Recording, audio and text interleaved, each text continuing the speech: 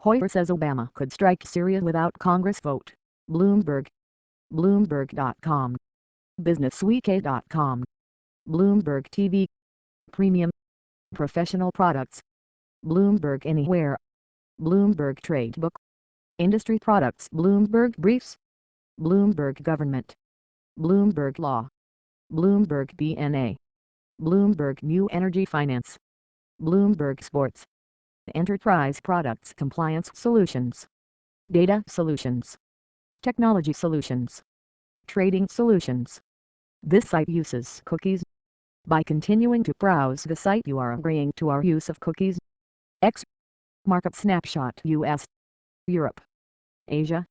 Ticker volume price delta DJI 15300.60 negative 25.96 negative 0.17% SM page 501683.42 negative 5.71 negative 0.34% NASDAQ 3715.97 negative 9.04 negative 0.24%.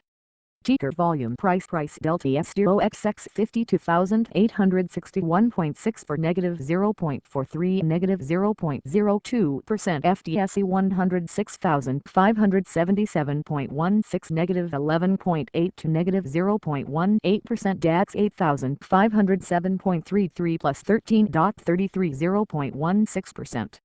Ticker volume price delta Nikkei 14,404.70 plus 17.40 0.12% Hang Seng 22,915.30 negative 38.4 for negative 0.17% SM page slash ADX 205,219.63 negative 22.91 negative 0.44%.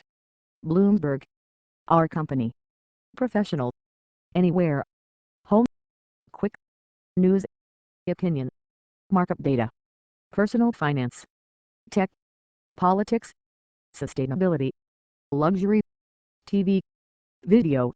Radio. Federal message muddled as taper meets slowing growth. 750. Hank Paulson, Financial Crisis 100-Year Storm. Wildcatter Hunch unbox $1.5 trillion oil offshore U.S. Texans in dark on Obamacare as enrollment looms. 11. Lehman's cold, dead hand grasps for money. 144. Dressing the man, Paul Smith's classic checklist.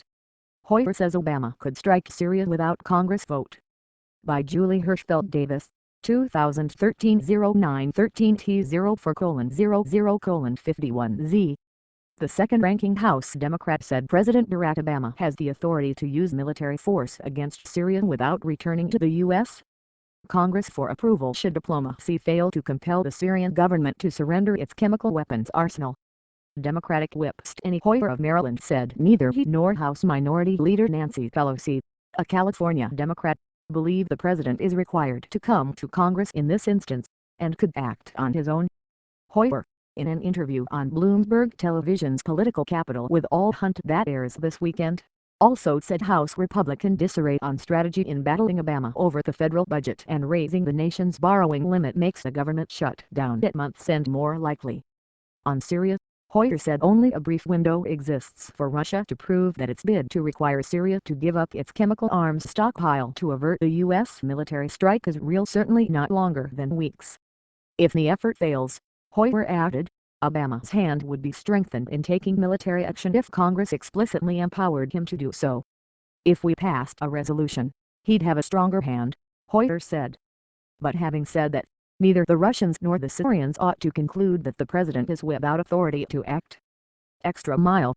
The attempt at a diplomatic solution may also help Obama influence lawmakers to support a military strike, Hoyer said.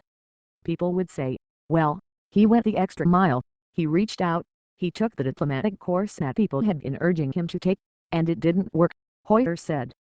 And therefore, under those circumstances, the only option available to us to preclude the further use of chemical weapons and to try to deter and degrade Syria's ability to use them is to act.